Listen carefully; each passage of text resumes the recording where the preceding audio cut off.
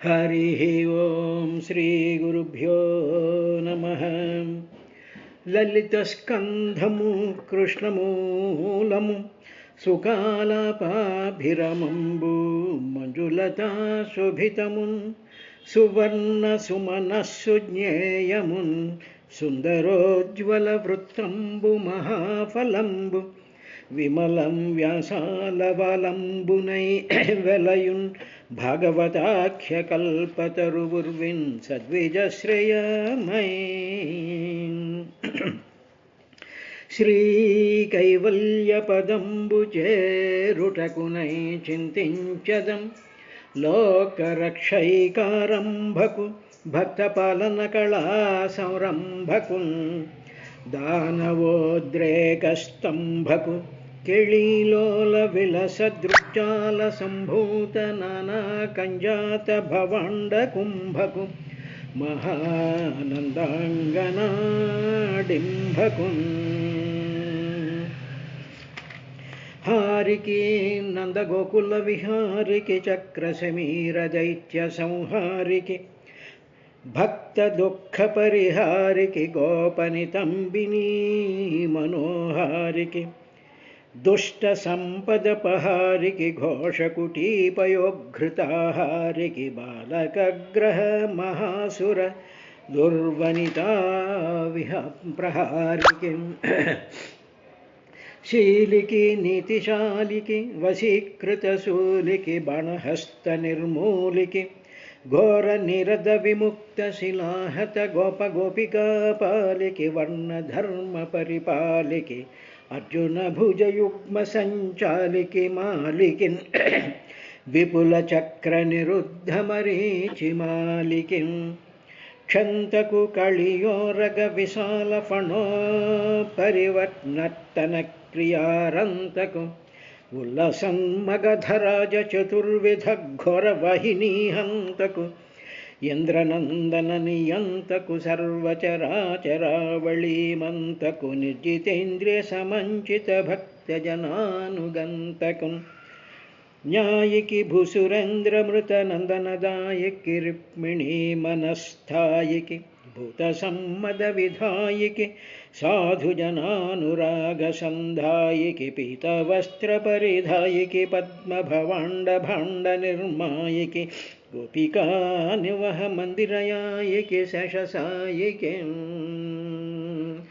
इति भागवतं समर्पणम्। हरिः ओं శ్రీగురుభ్యో నమః। ఇంతవరకు మనం చతుర్థ స్కంధంలో ఏ కథలు ఏ విధంగా చెప్పబడ్డాయి అనేటువంటి వాటిని పోతనామాచ్యుడు తన ఈ చతుర్థ స్కంధాంతంలో ఆయన చేసినటువంటి వచనాన్ని ఒక్కసారి మనం స్మరించుకుని పంచమ స్కంధంలోకి అడుగు పెడదాం. పోతన గారు ఏ విధంగా దానిని విపులీకరించారు అంటే, ఇంతవరకు మనం చూసినటువంటి చతుర్థ స్కంధంలో ఏ అంశాలు ఉన్నాయి అనేటువంటి విషయాన్ని అద్భుతమైనటువంటి చాలా సరసమైనటువంటి గద్యంతో ఆయన మనకి ప్రసాదం చేశారు. అది వినండి. ఇది శ్రీ పరమేశ్వర కరుణాకరిత కవితా విచిత్రకేశన మంత్రిపుత్ర సహజ పాండిత్య పోతనామాత్య ప్రణీతంబైన శ్రీ మహాభాగవతంబను మహాపురాణంబునందు ఏమిటేమిటి వస్తున్నాయంటే, స్వాయుంభువు మనువునకు ఆకూతి దేవహూతి ప్రసూతి ప్రియవ్రత ఉత్తానపాదులు జన్మించుటయు, అందు ఆకూతిని రుచి ప్రజాపతికి ఇచ్చుటయు, ఆ రుచి ప్రజాపతికి ఆకూతి దేవియందు శ్రీ విష్ణుమూర్త్యంశజ్ఞుండైన యజ్ఞుండును, లక్ష్మీకళాంశజయగు దక్షిణయను కన్యకను ఉద్భవించుటయు, మనుపుత్రి అయిన దేవహూతిని కర్దమునికి ఇచ్చుటయు, ప్రసూతిని దక్ష ప్రజాపతికి ఇచ్చుటయు, ప్రసూతి దక్షుల వలనం ప్రజాపరంపరలు కలుగుటయు, మరియు కర్దమ ప్రజాపతి పుత్రికా సముదయంబున క్షత్త బ్రహ్మర్షులకు ఇచ్చుటయు, కర్దమపుత్రి అయిన కళవలన మరీచికి కశ్యపుండను పుత్రుండను పూర్ణిమయను కూతురను పుట్టుటయును, పూర్ణిమ వలన గంగయు విరజుండనుడు కుమారుండును జన్మించుటయు కశ్యప ప్రజాపతి వలన నైన ప్రజాపరంపరలచే ముల్లోకంబులు ఆపూర్ణంబులొకటియు అత్రిమహాముని తపంబున అతనికి హరిహర బ్రహ్మాదులు ప్రత్యక్షంబొకటియు అనసూయ పాతివ్రత్య మహాత్యంబు వలన అనసూయాత్రులకు త్రిమూర్తుల కళాంశుజులైన చంద్ర దత్తాత్రేయ దుర్వాసుల జన్మంబును దక్షాత్మజల జన్మంబును భృగువు వలన ఖ్యాతి అయిన అంగనకు శ్రీ మహాలక్ష్మి జన్మించుటయును భృగుపౌత్రుండైన మార్కండేయ జన్మంబును ధర్మునకు మూర్తి వలన నరనారాయణులు సంభవించుటయును సత్రయాగంబునందు దక్షుండు శివుని నిందించుటయు దక్షాధ్వర ధ్వంసంబును బ్రహ్మ ప్రార్థితుండై శివుండు దక్షాదుని అనుగ్రహించుటయును దక్షాధికృత శ్రీహరి స్తవంబును శ్రీహరి ప్రసన్నుండై దక్షుని యజ్ఞంబు సఫలంబుగా అనుగ్రహించుటయు సతీదేవి హిమవంతునికి జనించి హరునకు ప్రాపించుటయు ఉత్తానపాదుని వృత్తాంతంబును ధ్రువోపాఖ్యానంబును ధ్రువుండు తండ్రి చేత అవమానితుండై నారదోపదేశంబున మధువనంబునకుంజని తపంబు చేయుటయును హరి ప్రసన్నుండై అతని మనోరథంబులిచ్చుటయు అతండు మరల పురంబునకు వచ్చుటయు కుబేరానుచరులైన యక్షులతోడి యుద్ధంబును ధ్రువుండు యజ్ఞంబులు చేయుచు రాజ్యభోగంబులు తెలిసి తనయ నుల్కలును పట్టుట పట్టంబు గట్టి హరి అనుగ్రహంబున ధ్రువక్షితిని నిడుచుటయు ఉల్కలుండును వత్సరుండను తన శృతిని పట్టంబు గట్టి హరించేరుటయు వత్సరుని వంశపరంపరయు అంగుని సుతుండైన వేణు కళేబరంబున లక్ష్మీనారాయణ లంశంబున అర్చియు పృథుండును జన్మించుటయు పృథుండు భూమిం కామధేనువు రీతి అఖిల వస్తువులం పితుక నియమించి నిమ్నస్థలించేసి ఇంద్రుండు వశివర్తి అయుండ బహుయజ్ఞంబులు చేసిన అతనికి హరి ప్రత్యక్షం ఒకటయు అధ్యాత్మ ప్రబోధంబును ఇంద్రుని వలన పాషండ సంభవంబును ఇంద్రుని జయించిన విజితాశ్వుని అతని తమ్ములను పృథ్వీపాలనంబునకు నిలిపి పృథుండు అచ్చియుం పరమపద ప్రాప్తులొకటియు విజితాశ్వునకు వశిష్ఠు శాపంబునం తేత్రాగ్నుల తనయులై జన్మించుటయు పృథుని పౌత్రుండైన ప్రాచీన బరిహి రాజ్యంబు అతని యజ్ఞంబుల అసంఖ్యాతంబులైన నారదుండు మాన్పందరంచి పురంజను కథన అధ్యాత్మ ప్రపంచంబుగా తెలుపుటయు ప్రాచీన బర్హి శృతులైన ప్రచేతసులు పదువురకు శ్రీ మహాదేవుడు ప్రత్యక్షంబై హరిస్తవంబును ఉపదేశించుటయు ప్రచేతసులు తపంబునకు మెచ్చి హరి ప్రత్యక్షంబగుటయు వారికి మారిష వలన దక్షుండు పూర్వకాలంబున శివ విద్వేషి ప్రయుక్త శాపంబున పుత్రుండై జనించుటయు ప్రచేతసులు ముక్తింజంటయు విదురుండు మైత్రుని వీడ్కొని హస్తినాపురంబు కరుగుటయు అను కథలు గల చతుర్థస్కంధము ఇది అని పోతన గారు మనం ఇంతవరకు చూసినటువంటి చతుర్థ స్కంధంలో జరిగినటువంటి అన్ని వృత్తాంతాలని కూడా మనకి ఒక్కసారి మన మనసులో మన జ్ఞాపకాలకు మనం వెనక్కి పురస్చరణ చేసుకునేటువంటి విధంగా మనకి పోతన గారు ఆ చతుర్థ స్కంధం యొక్క సారాంశం కదా అందులో ఉండేటువంటి కథలన్నింటినీ కూడా ఒక్కసారి మనకి ప్రసాదంగా ఆయన అందించారు. కాబట్టి పోతనామాచుల వారికి పాదాభివందనం చేసుకుంటూ వేదవ్యాస మహర్షి యొక్క మహాద్భుతమైనటువంటి మోక్ష గ్రంథమైనటువంటి సుఖముఖ సుధాద్రవమున మనసియున్న భాగవత ఫల రసాస్వాదన పదవిగనుడు రసిక భావ విధులు అన్నట్టుగా ఆ భగవంతుడే మనకి కావాలి, భగవంతుడి పాదాలే మనకు ఉండాలి అనేటువంటి భావన మనసులో పెట్టుకుంటూ పంచమ స్కంధం యొక్క కథల్లోకి ప్రవేశం చేద్దాం. ఓం నమో భగవతే వాసుదేవాయ. ఓం నమో భగవతే వాసుదేవాయ. ఓం నమో భగవతే వాసుదేవాయ. ఓం నమో భగవతే వాసుదేవాయ. శ్రీగణేశాయ నమః. అథ పంచమస్కంధః ప్రథమోऽధ్యాయः. రాజోవాచ ప్రియం వ్రతో భగవత ఆత్మారామకథం మునే గృహే రమత యన్మూలః కర్మబంధః పరాభవః అని పరీక్షన్ మహారాజు సుఖమహర్షితో ఆయన ఈ విధంగా మాట్లాడుతున్నాడయ్యా అని చెప్పి సౌనికాది మహర్షులకి సూత మహర్షి అక్కడ నైమిసారణ్యంలో చెప్పాడు. అంటే సూత మహర్షి తర్వాత పంచమాధ్యాయానికి ఇంట్రొడక్షన్గా ఆయన చెప్తూ ఇప్పుడు సుఖబ్రహ్మకు పరీక్షన్ మహారాజుకి మధ్యలో సంవాదం జరుగుతోందయ్యా మహాముల్లారా.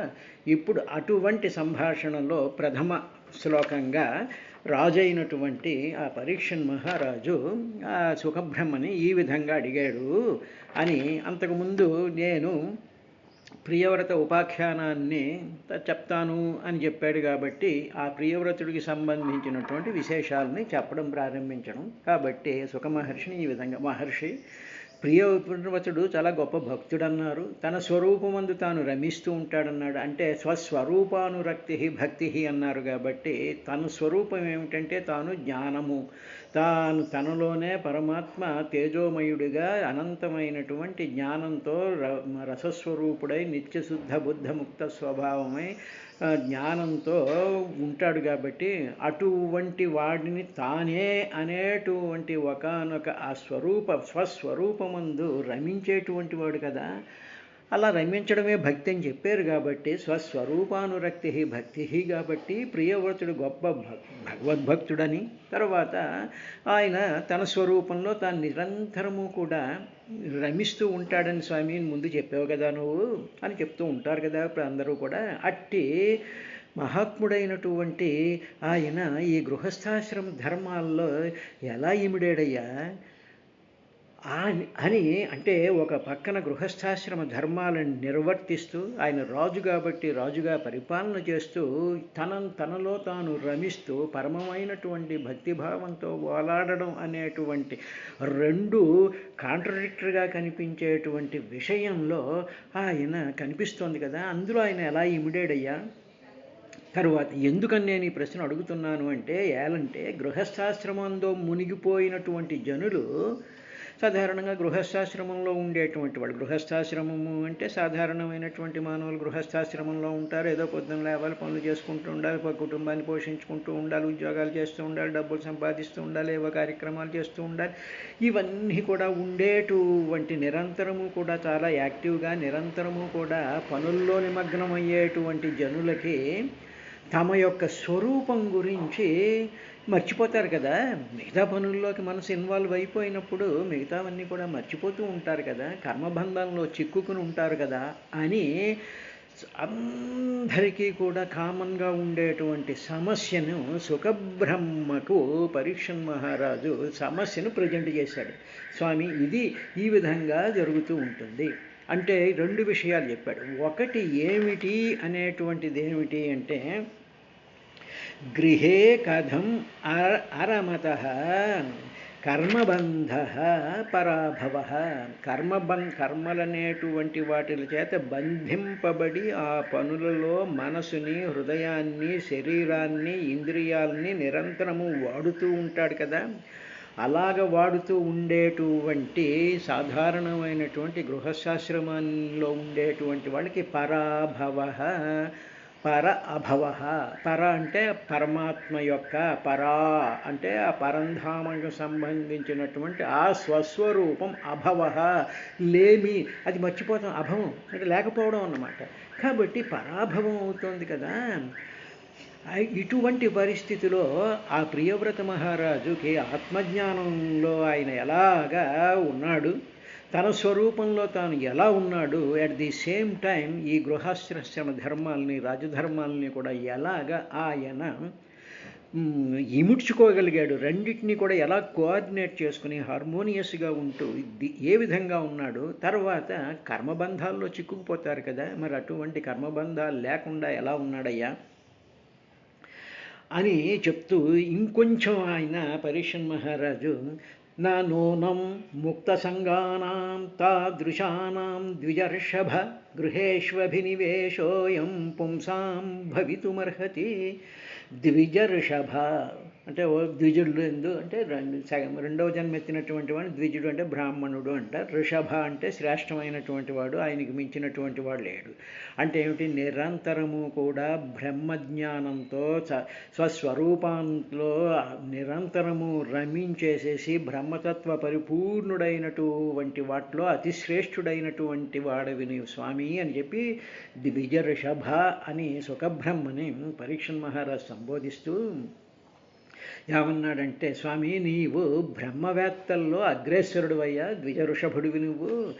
తర్వాత భోగాశక్తిని విడిచిపెట్టిన వాడికి గృహస్థాశ్రమ ధర్మంలో అధికమైనటువంటి ఆసక్తి ఉండకూడదు కదా. ఈయనేమో ప్రియవ్రతుడేమో గృహస్థాశ్రమంలో ఉన్నాడు, రాజధర్మాలను నిర్వర్తిస్తూ ఉన్నాడు. తర్వాత తనేమో భోగాలన్నిటినీ కూడా ఆసక్తిని, వాటి భోగాల మీద ఏ విధమైనటువంటి ఆసక్తిని లేకుండా ఉన్నాడు అని చెప్తున్నావు కదా. అలాగ భోగాసక్తిని విడిచిపెట్టిన వాళ్ళకి గృహస్థాశ్రమ ధర్మంలో ఏ విధమైనటువంటి ఆసక్తి ఉండదు కదా. ఇందులో వీడు ఉన్నప్పుడు రెండో దాని మీద ఆసక్తి ఎలా ఉంటుంది? ఇది నిశ్చయమే కదా, ఇది నిజమే కదా. అంటే ఏమిటి? మనం ఒక పని చేస్తున్నాం అనుకోండి, మనం ఒక పని చేస్తూ ఉన్నప్పుడు ఏదో పరిశోధన లేకపోతే ఏదో కార్యక్రమంలో మనం పూర్తిగా ఇన్వాల్వ్ అయిపోయి దాంట్లో తన్మయత్వంతో ఆ పని చేస్తున్నప్పుడు మన మనసు మరొక దాని వైపుకి వెళ్ళదు కదా. ఇప్పుడు ఆయన పరమభక్తుడు అంటున్నావు, స్వస్వరూపంలో ఉంటున్నావు అనేటువంటి పరిపూర్ణంగా దాంట్లోనే నిమగ్నమైనటువంటి వాడికి ఈ గృహస్థాశ్రమంలోనూ రాజధర్మాలను ఆచరించడంలోనూ ఉండేటువంటి రకరకాలైనటువంటి భోగాలు ఇవన్నీ ఉంటాయి కదా, వాటి మీద అసలు ఆసక్తే ఉండదు కదా. ఈ రెండిటికి కోఆర్డినేషన్ ఎలా కుదురుతుంది అన్నట్టుగా ఆయన ప్రశ్న వేశాడు. దీనికి సమాధానం చెప్పవలసినటువంటి బాధ్యత శుకంభరమ మీద పడింది. ఇప్పుడు అందువల్ల స్వామి నిన్ను నేను ఎందుకు అడుగుతున్నాను అంటే, మహతాం ఖలు విప్రర్షే ఉత్తమ శ్లోకపాదయో ఛాయా నివృత చిత్తానాం న కుటుంబే స్పృహామతి. తర్వాత విప్రఋషేవ మహర్షి, నీవు వేదాల యొక్క సారాన్నంతా కూడా ఎరిగినటువంటి వాడివి. వేదం యొక్క అర్థం కాకుండా వేదం చెప్పేటువంటి ఆ మంత్రాలలో ఉండేటువంటి అర్థం ఏమిటి, అందులో ఉండేటువంటి భావం ఏమిటి, ఆ వేదంలో ఉండేటువంటి ఆత్మస్వరూపం ఏమిటి, అందులో ఉండేటువంటి పరమధర్మం ఏమిటి, ఆ పరమార్థం ఏమిటి అని మొత్తం అన్నీ కూడా తెలిసినటువంటి వాడివి, ఆ సారం తెలిసినటువంటి వాడివి నువ్వు. తర్వాత అంతేకాదు శ్రీహరి యొక్క పాదాలను, ఆ పాదాల యొక్క నీడను ఆశ్రయించినటువంటి మహాత్ములు మనస్సు చాలా శాంతంగా ఉంటుంది కదా. ఇప్పుడు ప్రియవ్రత మహారాజు శ్రీహరి యొక్క పాదాల యొక్క ఆశ్రయంలో ఉన్నాడు అని చెప్పావు. అటువంటి వాడికి మనసంతా ప్రశాంతంగా ఉంటుంది కదా. అలా ప్రశాంతంగా ఉండేటువంటి మనసు కలిగినటువంటి ప్రియవ్రతుడు కానీ, అటువంటి సాధకుడు కానీ, అటువంటి భక్తుడికి కానీ సంసారంలో ఏమాత్రము తృష్ణ ఉండదు కదా, ఈ కోరిక ఉండదు కదా.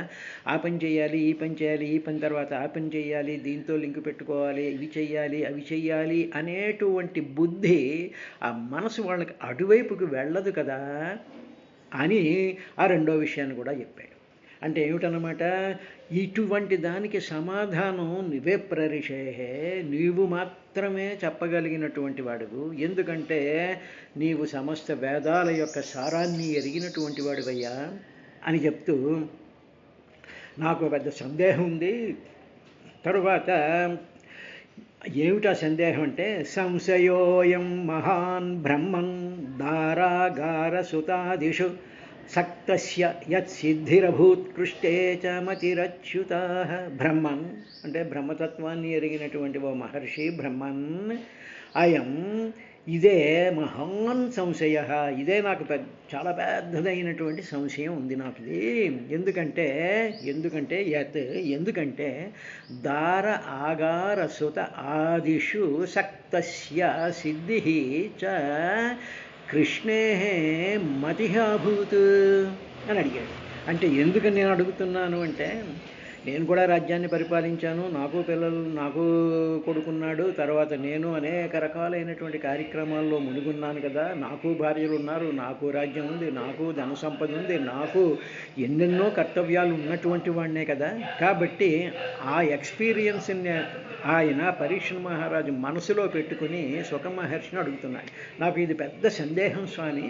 ఎందుకంటే దార భార్యలు యందు, ఆగార అంటే ఏమిటి, ఇళ్ళు ఆగారాలంటే బిల్డింగ్స్ లేకపోతే ప్యాలెస్లు, వీటి మీద సుత పుట్టినటువంటి పిల్లలు, తర్వాత ఆదిషు మిగతా వాటిలన్నిటి మీద, అంటే వీటితో రిలేట్ అయినటువంటివన్నిటితోనూ కూడా సక్తస్య మనసు తగులుకొని ఉంటుంది కదా ఎవరికైనా సరే. అటువంటి మనసు ఈ దారాగార సుత ఆదిషు సక్తస్య, ఇలాగ వీటితో నిండిపోయినటువంటి మనసు కలిగినటువంటి సాధారణమైనటువంటి మానవుల దగ్గర నుంచి మహారాజుల వరకు కూడా ఈ విధంగా బంధం ఏర్పడిపోయి ఉంటుంది కదా. అటువంటి పరిస్థితిలో కృష్ణే అచ్యుత మతి ఆభూతి సిద్ధి ఎలా సిద్ధి కలిగింది? అచ్యుతుడైనటువంటి అంటే ఏమిటి? జారిపోనటువంటి స్థితి కలిగినటువంటి కృష్ణే కర్షతి ఇది కృష్ణ, సమస్తాన్ని ఆకర్షించేటువంటి లక్షణము కలిగినటువంటి వాడి కృష్ణుడి యందు మతి, ఆ ప్రియవ్రతుడి యొక్క మతి అంటే ఆ బుద్ధి, లేకపోతే ఆ బుద్ధిలో ఉండేటువంటి భక్తి ఆభూతి ఏ విధంగా కలిగింది అని రెండు పదాలని పరీక్షణ్ మహారాజు తనకి లోపల నుంచి ఆ రెండు పదాలని వాడేటట్టు ఆయన ప్రశ్న వేశాడు. దాంట్లోనే మనకు ఆ సమాధానం వచ్చేసేటువంటి విధంగా ఉంది. దాంట్లో ఏమిటన్నాడు అంటే కృష్ణేచ మతి అచ్యుతా అనగానే సుఖ మహర్షి అర్థమైపోయింది. అవునరా బాబు, నువ్వు చాలా బాగానే అర్థం చేసుకున్నావు. ఎవరైతే శ్రీహరి మీద మనసు పెట్టి ఉంటారో, ఎవరైతే శ్రీహరి యొక్క పాదయుగళాన్ని మనసులో నిత్యము ధ్యానిస్తూ ఉంటారో, ఎవరైతే పరిపూర్ణమైనటువంటి శ్రద్ధతో భక్తితో నిర్మలమైనటువంటి మనసుతో శ్రీహరిని ధ్యానిస్తూ ఉంటారో అటువంటి వాళ్ళ యొక్క మనసులో అచ్యుతుడు ఉంటాడు. అచ్యుతుడు అంటే కింద పడనటువంటి వాడు, అంటే తాను కింద పడడు. అచ్యుత స్వభావాన్ని ధ్యానించేటువంటి వాళ్ళ యొక్క మనసుని కూడా అచ్యుత కింద పడనివ్వడు. నువ్వే చెప్పేసావయ్యా సమాధానం, అచ్యుత అన్న. బాగానే ఉంది. మరి కృష్ణ అనే పదం ఎందుకు వాడంటే కర్షతి ఇది కృష్ణ కదా, అంటే బ్రహ్మాండంగా ఆకర్షించి పారేస్తాడు, తను లోపలికి లాగేసుకుంటాడు. ఏమిటి తను లోపలికి లాగేసుకుంటాడు అంటే, ఈ భక్తుడికి సంసారాసక్తి అన్నావు కదా, పిల్లలు ఉన్నారు, భార్యలు ఉన్నారు, రాజ్యం పరిపాలించాడు, వాళ్ళు ఉన్నారు, వీళ్ళు ఉన్నారు, ఇన్ని కొత్తమైనటువంటి విధానాలను అమలుపరచాలి అనేటువంటి ఇవన్నిటినీ కూడా కృష్ణుడు లాగి పారేస్తాడయ్యా. ఎందుకు వచ్చిన గొడవ? ఆయన లాగేస్తాడు. అవి పక్కకి లాగేసి వీడి మనసు తన మీద నుంచి చ్యుతి కాకుండా చూస్తూ ఉంటాడు. నువ్వే చెప్పేసావు సమాధానం అన్నట్టుగా అది మనసులో ఉండేటువంటి ఆ భావాన్నే పరీక్షణ్ మహారాజు సుఖబ్రహ్మని చూస్తూ ఉన్నప్పుడు, సుఖబ్రహ్మ లాంటి మహానుభావుల సన్నిధానంలో కూర్చున్నప్పుడు ఆయన వేసినటువంటి ప్రశ్నలకి సమాధానం ఆ రెండు పదాలను కూడా పరీక్షణ్ మహారాజుకి తోచినట్టుగా మనకి కనిపిస్తూ ఉంటుంది. ఇది జరిగింది. సంశయోయం మహాన్ బ్రహ్మన్ దారాగారసుతాదిషు సక్తస్య యసిద్ధి అభూత్ కృష్ణే చ మతి అచ్యుతా. ఇదన్నమాట. అంటే ఇప్పుడు మన ఉదాహరణ మనం ఉన్నాం అనుకోండి, మనలాంటి సాధారణమైనటువంటి మానవులు ఉన్నాం అనుకోండి. ఇప్పుడు మనకి సంసారం, ఈ పనులు ఏవో చేయాలి, ఇవన్నీ ఉంటాయి. అట్ ది సేమ్ టైం మనకి ఏదో భాగవతం వినడం వల్ల, భాగవతంలో ఉండేటువంటి కథలలో ఉండేటువంటి ఆ రసాన్ని అనుభవించాలి అనేటువంటి కోరిక భగవద్ అనుగ్రహం వల్ల మనకి కలిగింది అనుకోండి. అప్పుడు మన మనసు కృష్ణుడి వైపుకి, నారాయణుడి వైపుకి, శివుడి వైపుకి, అమ్మవారి వైపుకి నెమ్మదిగా పాకుతూ వెళుతూ ఉండేటువంటి సందర్భంలో అప్పుడు మనం స్పెసిఫిక్గా పని కట్టుకుని మన ఇంద్రియాలను నిగ్రహం చేసుకోవాలి, వీటి మీద ఆసక్తి విడిచెయ్యాలి అని మనం ఏమీ ప్రయత్నం చేయక్కర్లేదు. ఇప్పుడు మన ప్రయత్నం అంతా కూడా భగవత్పాదారవింద సేవనం మీదే మన మనసుండి, అదే భావన, అదే లక్ష్యము, అదే స్థితి మన మనసుకు ఉన్నప్పుడు సంసారం మీద, మీ కొత్త కార్యక్రమాల మీద ఉండేటువంటి ఆసక్తులన్నీ కూడా నెమ్మదిగా వాటంతట అవే జారి దూరం అయిపోతూ ఉంటాయి మానవులకి. ఇది జాగ్రత్తగా గమనించుకున్నట్లయితే మనకు తెలిసిపోతూ ఉంటుంది ఈ విధంగా. కాబట్టి అప్పుడు మన మనసు చ్యుతం కాదు. మరి సంసారం ఉన్నాం, జీవుడు ఉన్నాడు, ప్రారంభ కర్మ ప్రకారం అన్నీ అనుభవించాలి కాబట్టి నీకేం భయం లేదురా. అటువంటి ఆసక్తుల్ని, అటువంటి వాటిల్లో నుంచేటువంటి సుఖదుఖాలన్నింటినీ కృష్ణ కర్షణి అంటే మొత్తం ఆకర్షించి నేను పారేస్తాను, వాటిలన్నింటినీ కూడా పిండి చేసి అవతల పారేస్తాను అనేటువంటి ఆ భగవంతుడి యొక్క ఆ అద్భుతమైనటువంటి ప్రాసెస్నే ఈ 2 పదాలలోనూ కూడా పరీక్షణ్ మహారాజు చెప్పగలిగాడు. అంటే ఎదురుగా సుఖబ్రహ్మ ఉన్నాడు, ఆయన భాగవతం చెప్తున్నాడు. భాగవతం వింటూ ఉండేటప్పటికి ఆ ఆ 4 స్కంధాలలోనూ ఉండేటువంటి ఆ సారాన్ని ఆకళింపు చేసుకున్నటువంటి వాడు అయ్యాడు. కాబట్టి ఆయన వేసినటువంటి ప్రశ్న సాధారణమైనటువంటి మానవులు పైకి వాళ్ళు వేస్తూ ఉంటారు అనేటువంటి ప్రశ్న మనందరి కోసం ఆయన వేసిన తర్వాత శ్రీ సుఖ ఉవాచ, ఇక్కడ సుఖ మహర్షి 4-5 వచనంలో ఆయన సమాధానం చెప్పాడు. శ్లోకాల్లో ఆయన సమాధానం కాకుండా మొదటి వచనం శ్రీ సుఖోవాచ బాఢముక్తం భగవత ఉత్తమ శ్లోకస్య శ్రీమచ్చరణారవిందమకరందరస ఆవేశిత చేతసో భాగవత పరమహంసదయిత కథాం కించిదంతరాయ విహితాం స్వాం శివతమాం పదవీం న ప్రాయేణ విహిన్వంతి అని చెప్పి ఆయన మాటల ద్వారా, శ్లోకం కాకుండా మాటల ద్వారా చెప్పాడు. ఆ చెప్పినటువంటి మాటల యొక్క సారాంశం రేపటి కార్యక్రమంలో మనం చూద్దాం.